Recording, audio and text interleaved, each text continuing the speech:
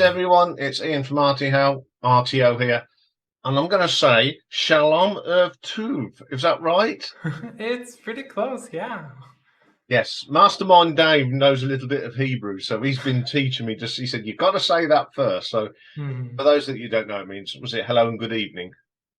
Yeah, At true, least you understood me. As you can see, I've got Naomi from 360 Days of Prog with me today. It's lovely to have you here. Thank you. Yeah. Someone that's of the younger generation that loves prog as much as I do is fantastic. So I think we're going to do top 10 of a band that we both really love. Definitely. So we're going to do our top 10 single songs by Yes, and then we're going to have some bubbly numbers. So the usual routine that I do with Richard, it's my guest goes first, then me, and then we do our bubbly unders, honourable mentions, whatever you want to call them. So it's all over to you, Naomi. Okay, so am I doing my 10th spot now? So you just go, you do 10, I do my 10, and then... Amazing. Yeah.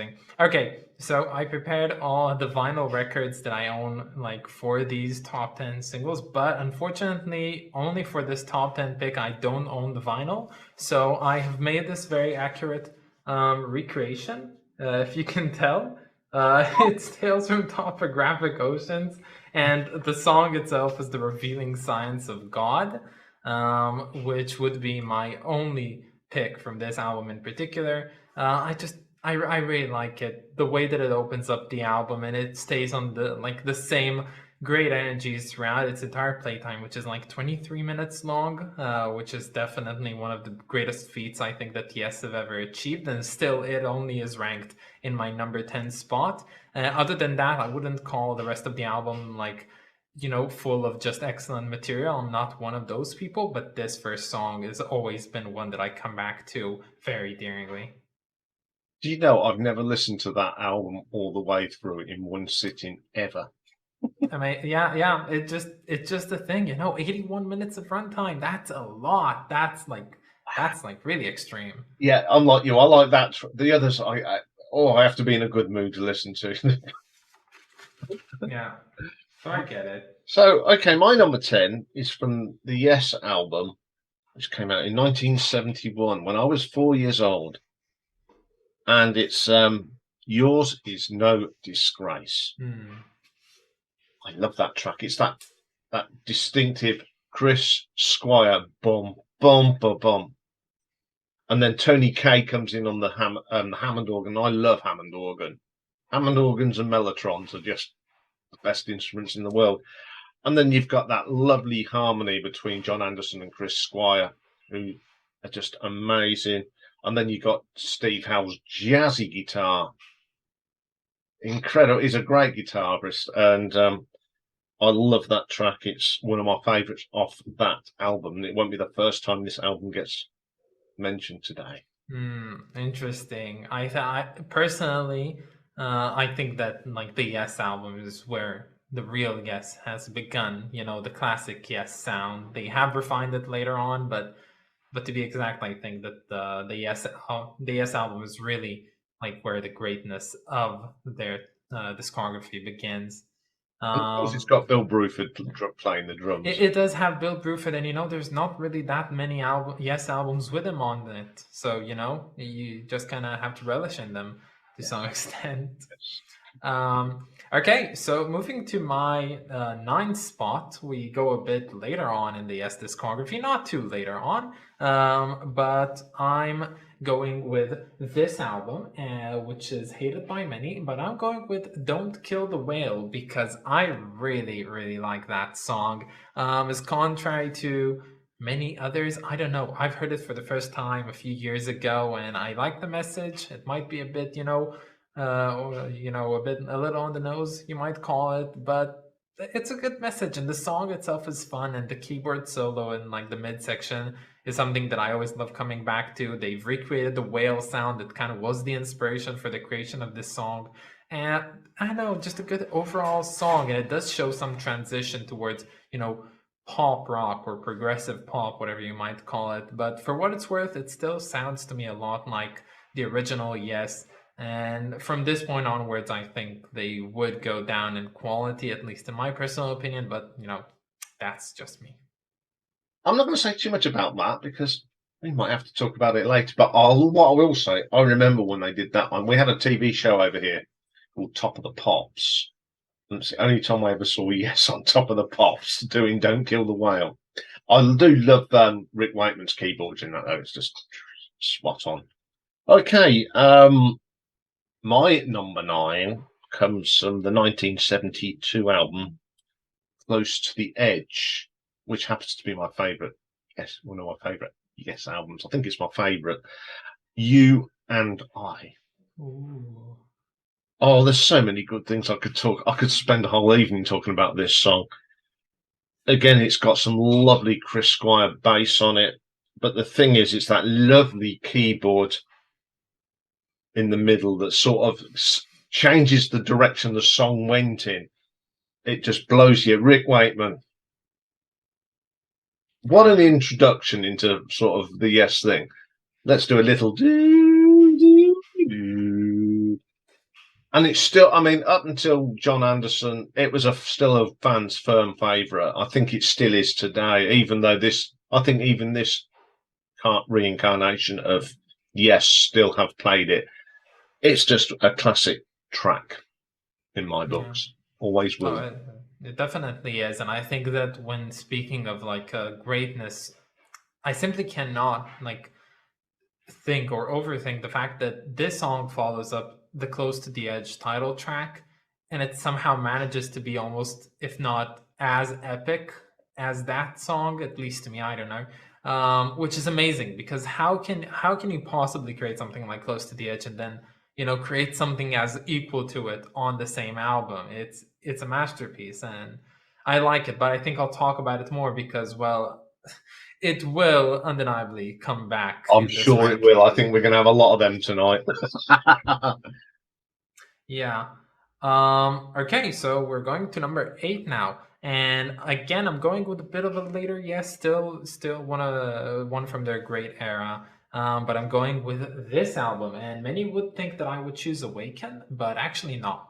I'm choosing Going for the One. It for me is the best track on this album. I do like Awaken, yes, but Going for the One just has the energies. It has a style to it. Yeah, I kind of just get in a groove. I love putting it on whenever I'm driving or doing something that is, pretty energized to in most regards. And yeah, again, somewhat of a progressive pop sort of feel. But everything from the drumming to the keyboards on it to John Anderson actually going a bit away from the more soft and mellow vocals that he's well known for and going for something a bit more rough, at least rough around the edges. So it's a song that I think is being overlooked most of the times, but I have fallen in love with it once upon a time, and well, that story is still ongoing now. Yeah, it just missed out on my entire 13 songs, but I do love that start, especially. Oh, that was surprising. Oh, okay. There's dogs here. Hello. That's all right. Rocky's fast asleep there. He's just had his tea. Anyway, Right. yeah, Yeah. Steve Howell's just brilliant on that, and it's a really good. Mm-mm. It's probably one of the heaviest starts to a Yes album ever. Definitely. Definitely. Definitely, it's just a great track. Mm-hmm. Okay, my number 8. Now we're going a little bit further on from Going for the One. We're ending up in 1980, Ooh. and the album, of course, Drama, featuring Trevor Horn and Jeff Downes of Buggles, and it's the opening track, Machine Messiah. Of course. Another heavy start. Great guitar work from Steve Howell there. What I like about this as well, you get that little bit from Symphony Number 5 from Charles Wilder. Jeffrey Downes just throws it in there, and then it goes back onto the track, and it's got some of Alan White's best drumming, I think, on that track. So sad that we lost him not so long ago. He was an amazing drummer. I mean, he drummed on John Lennon's Imagine as well. This guy was a king. Didn't you know that? Didn't you know that? No, I did. No, Oh, I did not. I'm right. no. It's like the biggest revelation since discovering that Rick Wakeman is on Life on Mars, if I'm not mistaken. Yes. Yeah. Which is Yeah. wow. It's just a classic song. I love that album. I think it's a terrific and very underrated album. Yeah, definitely, definitely. Okay. So I think with this one, I'll be going back a bit to where at least I was first introduced to Yes, and where I personally think that Yes created their first masterpiece, and of course, it's no other than Fragile. Hello. And the song itself, there's a lot to choose from, but the song that I will choose is Mood for a Day. So yeah, it's Mood for a Day. I'm a big sucker for everything Steve Howe, and when I reviewed the Steve Howe album on my channel, I think I gave it like a 9 out of 10. Not his debut solo album, but his second, his sophomore. Um, I'm really in love with everything that he does on a guitar, especially when it comes to just the acoustic.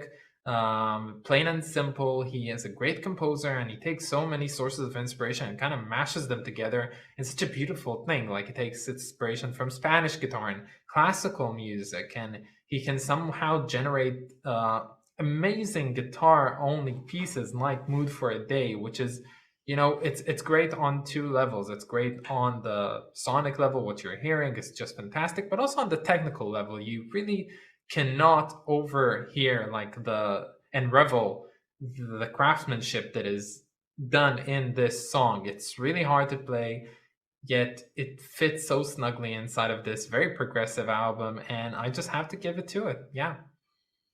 Yeah, there's lots of clips of him on YouTube playing that, and it's watching a craftsman at work. It really is. Watching that hand going up and down that fretboard, he does it with that intricacy, but he does it with so much ease Yeah. that it's not second nature. Oh, great choice, absolute great choice.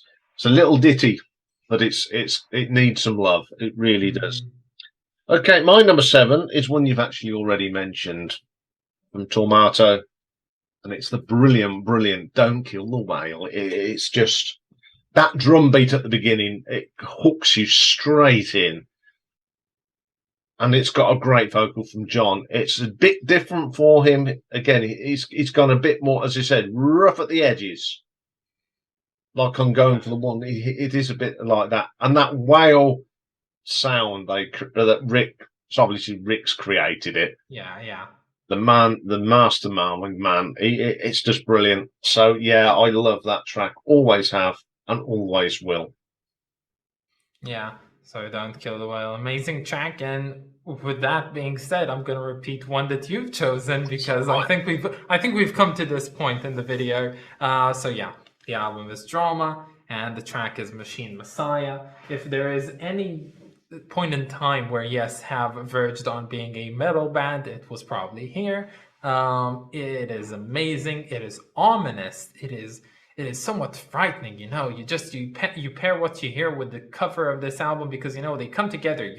You're taking the vinyl in your hand, you're looking at the cover, you're taking the record out, you're putting it on the table with that image of the cover still ingrained in your mind, and suddenly it starts playing these ominous looping chords and it crashes down on you like thunder, and you just simply cannot unmatch these two because they are so interlinked. I was amazed by the song. I remember the first time hearing it, I was listening to the same Yes albums over and over. I was listening to Fragile, I was listening to the Yes album, and to Close to the Edge, and I was not discovering any of their other albums. And I was like, you know what? Today on a bus ride, I'm gonna listen to this album for the first time. I put on the album, heard Machine Messiah, and disregarded the entirety of the album just to replay that song again and again. And it took me like another year to actually listen to the whole album. So that's how good it is. And it's only in my sixth spot. So, for some comparison, that is. See, this is the trouble. Yes, they have had I took ages. I had I had to whittle it down. I got 25 and I whittled it down, and it was terrible leaving some of them out. But that's a great track, and that cover is amazing. Hence why it's on the thumbnail for this. Have you noticed? Yes, Yeah, it had to be, hadn't it? There's only one cover you can put in on the. sure. Okay, my number 6. We're going back a long way, 1970, Ooh. the Peter Banks era of Yes, and it's from the lovely album A Time in a Word, and it is No Opportunity Necessary, No Experience Needed. I just love that. I love it because it's got the big country theme intertwined in it, and it's probably Peter Banks's best guitar performance that he ever did with Yes. And Bill Bruford is just on fire on that. And I love that funky sound that Chris Squire had on his Rickenbacker. It's a funky song, and it was totally out of the blue sort of thing. You thought, wow, is this Yes? Then John starts singing, you go, yeah, of course it's Yes. I think it was the most diverse track on that album, but it's an absolute brilliant album. That's why I have it at number 6. Yeah, definitely. It's one of those albums that kind of flew over my head. I unfortunately just don't come back to it too often. And if you probably don't know this, but the first time I've heard the debut album of Yes, it was only last year, and I did a review on it. And I found myself coming back to that album, to the debut, way more than Time in a Word. Again, probably one that I should revisit. And yes, I always just go back to the same loop of listening to the same albums over and over again. So you're just giving me a reminder that I should really Yeah. go ahead and listen to that Yeah. album over. The title track, Time in a Word's lovely. Yeah, Love yeah. song. That's probably the only one that I remember like well from that one, which is saying a lot. And with that, coming back to my number 5 pick, we are again with this album, Fragile. And this time I'm going for Roundabout, the opening track, probably the best opening to any progressive rock album, if I had to say. If I had to pick one, it's just so iconic. Steve Howe on the guitar. Like if this is your first time being exposed to Yes, no matter when, really, you're gonna stick around for it because it's just so good. Um, and much like any great prog song of back in the 70s, it was written on a whim, and they just kind of flowed with what they were doing, and well, they succeeded. They created a timeless classic. Roundabout to me is somewhat the epitome of prog to some extent. It's really like it's just a piece to marvel upon. And if you want to present someone with what is prog encapsulated in a single song, you'd probably go with Roundabout because there's many nuances to it, but it still just is what it is. So again, great track, had to be on this list actually, and yeah. Yeah, I'm going to not say too much on that either. Okay, fair enough. Okay, yeah. So my number 5, we're coming into what I still consider new Yes, although it came out in 1983. All right. New Yes. Yes, and that's of the album's 90125, and the track Hold On. Ooh.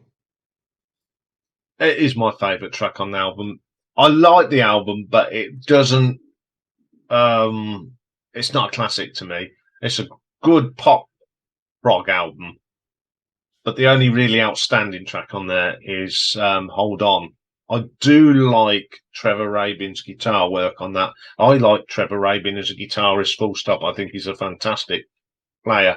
I love the drums from Alan White on that. And I love the live version when John Anderson introduces him on the drums tonight. Please have Alan White. He just watching Alan White drum. He puts so much effort, but he doesn't look if he's breaking a sweat. He was such a powerful drummer who could hit the drums hard without breaking into a sweat. And that's the only track you're going to get from that era, because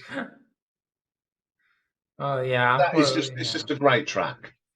Okay, okay, fair enough, fair enough. I get it. I know I don't pay enough consideration to it, though I do like it. So, yeah, but unfortunately, yeah, I'm also not going to contribute any other track from that era because I'm going to what is widely considered the best prog album of all time by many. And well, okay, we're here. Yes, it is. Welcome to Close to the Edge. And with one that you've already mentioned, I'm going with And You and I. Love that song, love that song. When it comes down to it, I can zigzag between the title track and You and I on which one I like better. Depends on my mood, depends on how much time I want to invest into the song. Um, it's just so good. Everything in it, the message itself to me is also much like a lot of Yes songs, just timeless, beautifully written, beautifully executed by John Anderson, and Steve Howe on the guitar, Rick Wakeman, toning down a bit from the title track on here, but still sounding amazing nonetheless. Everyone working together to create something amazing, and even Chris Squire, somehow interjecting this heavy bass tone into somewhat of a softer song on this album before, of course, we get the rockier rise of Siberian Carthu later on. This to me is a perfect track, probably what I subjectively would consider the first perfect track from start to finish in my ranking so far. So yeah, everything that comes from this point onwards is just perfecter than this one somehow. Well, my number 4 is next track on after that on that album, Siberian Cat Food. A great opener for a Yes concert. I mean, they've opened up with that on so many tours, especially in the 70s, since they came out. I just love that start, that funky keyboard, that twiddly guitar from Steve. In comes John, and the lovely harmonising vocals again. And again, Bill Bruford. He comes in at a weird part, but he's on it straight away. It's Yeah. it's just a classic song. Yeah, definitely is. I must admit, this might be the point where we diverge a bit. I've never kind of stuck around to that song too much. Like I can oftentimes, whenever I put on this record, kind of zone out towards that song. And it's not like I have anything against it. Like I remember everything, all the lyrics to it. I remember like how it goes to the T. It's just I don't know, somehow never really quite fit correctly inside of this album. It's really good, and I would love to see it on maybe a later Yes album that would fit better. With this one, I don't know. When I come too close to the edge, going into my number 3, which is of course no other than this lovely thing. It's Close to the Edge. This is where it is ranked by me, number 3. I know it's painful, but it is here. No, I'm just kidding. Close to the Edge. What can I say about it? Like, what can I say? It's probably the only song that I don't feel too guilty about watching like reaction videos to, just because it's a song that I really love emotionally reacting to when I listen to it, and seeing other people do the same is just kind of transcending experience to me. I don't know. I usually don't try like watching reaction videos, but this one is just different. I love this song for all the right reasons. Really, it is Yes at their finest. It is the reason why this album is generally considered to be the best prog album of all time, if you consider at least the majority on the Prog archives, let's say. Um, what else can I say? I think that if I had to choose like a favorite section from this one, I would have to choose the pipe, the church organ in the middle. It surprises me all the time. I know that it's coming. I'm always prepared for it. Yet when it comes toppling down on you, you feel so little in comparison to whatever is going on in your ears at that moment. It is truly an an otherworldly experience to me. And Yes have been able to create it, which is something that I really cannot say that a lot of artists have managed to create in their careers, and will probably never be able to recreate what they've done on this one. I'm going to talk about it in a little while, but the Our, church organ bit, your hairs on the back of your neck go. And when you've got that on the headphones, you listen to it in the dark with your headphones on, crank it up. You just go, you're sitting there, Elaine, here it comes, and then, it's just ecstasy, isn't it? That bit of the it track. is. Okay, my number 3 is from 1974. And it's the album that has Patrick Moraz on the keyboard. It's the album's relayer, and it's the brilliant, well, in my opinion, The Gates of Delirium. Again, an absolute classic cover. It just, hence why that's on the thumbnail. And they're just the best Roger Dean pictures ever. What can you say about this? Again, you could spend all night talking about this one track, couldn't you? And picking it apart. I just love how it starts gentle, and like all great prog tracks, they put the extra, keep adding the layers and layers and layers. And then you get that crescendo. Patrick's keyboard wizardry on that is amazing. And then, like all great prog tracks, it just fades away into the sunset. I know I could talk more about this, and one day I might, because there's just so much. There's ambience, there's atmosphere, there's some great guitar. It's just little sound bites here and there, little bits of that wonderful Rickenbacker bass from Chris. I can listen to that, and on that as well, I love Soon. That is just so soothing. A lot of people go, "Oh, this is a weird album." It's not. It's beautiful. True. So yeah, this thing. Let's get it on. My number 2 spot does also have to be Gates of Delirium. What can I say about it? Really, it is amazing. It is well thought out. It has Patrick Moraz on it before Rick Wakeman kind of kicked him out, only to then later leave Yes again, like he always does.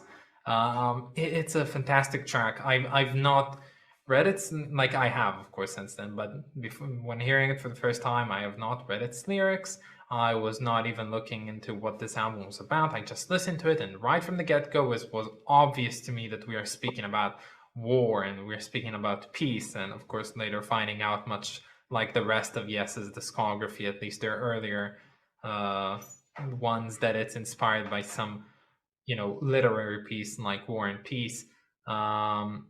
Everything just clicked, I guess. I love it so much. The drumming on here is unmatched, really, and there's so much nuances on here. I think the nuances really come from 2 main aspects. The first one is Patrick Moraz, which is he's just a very nuanced keyboard player. He inserts notes that you wouldn't expect to find there, but he just puts them in, and it feels so natural yet so unlike anything you've ever heard. And the second thing, of course, is just like all the effects, all the little, all the times you can really count them, and you're gonna get a lot. All the times when Steve Howe is playing like this single note on the guitar with like a bunch of filters on it, just to enhance the feeling. Like there's wartime, there's preparation, there's peace, there's whatnot. And of course, Soon is probably the best edit out of a Yes song ever.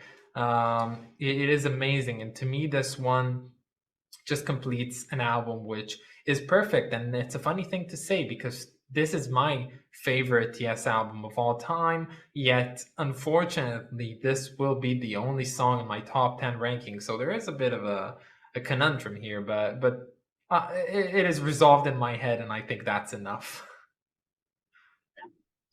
Yeah, it's just a fantastic song.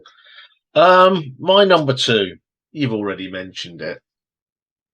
And it's amazing in my top 10, the whole of this album has appeared. It's close to the edge. Ah. To me, it defines prog. It's got everything. It's got the bizarreness, the angelic, the masterful playing by all of them on that. I remember the first time I heard that. It was the second album I actually brought by Yes. This was after Fragile, and that opening, I would go, whoa! When did I buy it? It would have been in the early '80s, so I'd have been a teenager. So, well, what the hell is this? But once you get past that bizarreness at the beginning, it just, well, it's the classic. There's so many classic prog tracks, but this is the daddy. This is the one that set the benchmark for later, the prog onwards. King Crimson started it. Yes, took it to the next level. And no one took it to the next level for another 10 years, in my opinion. Yes. Okay. Interesting remark. Now I'm thinking to myself, which one might it be? But yeah. That's for another video, I think. Okay. That's fine. I'm fine with it. Always like being on edge. Close to the edge. Okay.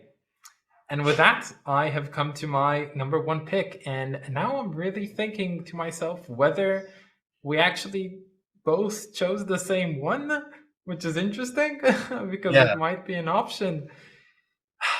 Okay, I'll see by your reaction.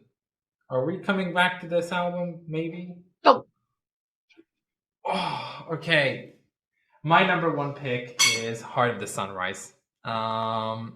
It is a perfect song. It is the perfectest song on Yes's discography. This is a song that, to me, is so good that I try and limit the amount of times that I come back to it, just so that the effect of listening to it would be as monumental as it, as close to monumental as it was the first time I've heard this one. Heart of the Sunrise is everything that is good about the S put into a single song. It has the extremity, almost the darkness that engulfs a song like Machine Messiah, but it also has like the fairy tale like wonder that you can find on Close to the Edge or Gates of Delirium, and it has lyrics taken right from Tales from Topographic Oceans. And everyone is at the top of their game. And again, much like Roundabout or most of the rest of the songs on that album, written pretty much on a whim, and created to perfection. When it comes down to it, this is the best Yes song that I know of. One of the best Prog songs that I think exist out there. It is simply irreplicable, I might call it. Like, this is a key moment in time that will never be done again. I simply cannot see how it is, or at least like once in a lifetime. Yeah, Heart of the Sunrise to me is the perfect Yes song and might even be the perfect Prog song for that, to that extent. And now I'm very interested to know what your number one pick is. Well, mine's off the Yes album, and it is Starship Trooper. From that opening, diddly diddly diddly from Steve, and the wonderful lyric of John. It takes you on a journey. And of course, the journey ends with Worm. Well, that dum dum, and then you get the best Chris Squire bass line that he ever conjured up in that wonderful mind that he had, that sort of drives Worm home. It's just, and you watch him playing it live, you knew he loved playing that because his expression on his face, he really, I think the best time he ever did it actually was on the 91025. I love watching him do that on that, the DVD, and he's grinding it out. It's just an epic journey from softness to heaviness. And the way it just flows, there's no gaps, it flows beautifully. Bill Bruford on the studio version is just magnificent. How he changes the beat without dropping anything. It's just I sat and listened to it when I put this together. Just listen to the drumming on the headphones, and I was trying to find if he does miss a beat. He doesn't. He's just Mr. Perfect prog drummer, and that's why it's my number one. It's just the best song they ever wrote. Even though Close to the Edge is a fantastic piece of prog music, and I love it to bits. This one, just to me, is poetry in motion for that lineup of the band. Everything was right when they put that track down. They must have had that feeling when they were recording that this is going to be one of our epics. And it's you ask any fan about Starship Trooper, it's in the top 5. Except me, but Except you. that You will get to I'm not love a it. yeah. I'm not a usual fan, but yeah, I love the fact that we kind of almost, converged towards the end there. You say Gates of Delirium, I say Gates of Delirium, you say Close to the Edge. We're kind of getting close, and then suddenly, like, wow, two choices equally great to their extent. And yeah, I don't think, honestly, there's really much to differ on here. Starship Trooper is amazing. Again, much like the rest of the Yes album, probably one that I should come back more often to.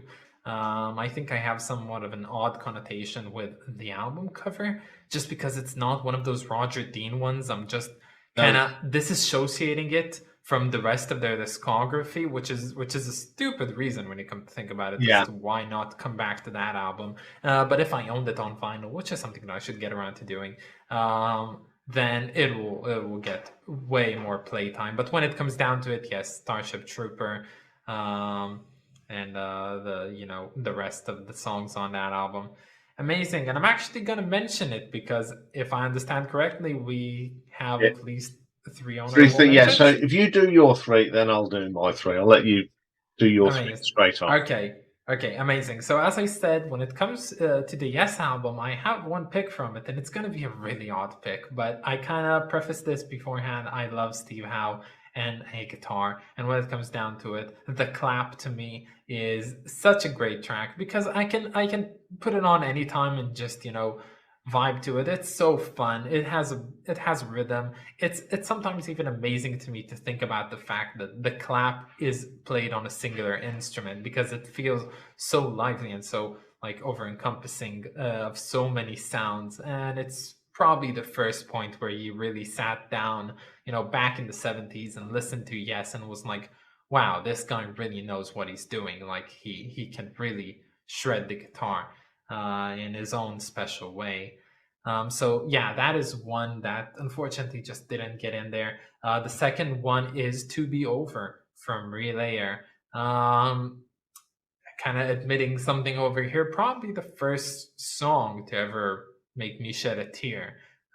It came to me in a really interesting time in my life, a time where I probably needed a song like this. And while I did like the grandiosity of the title track of Gates of Delirium, and I love Sound Chaser for everything that it is, To Be Over really, plucked my heartstrings.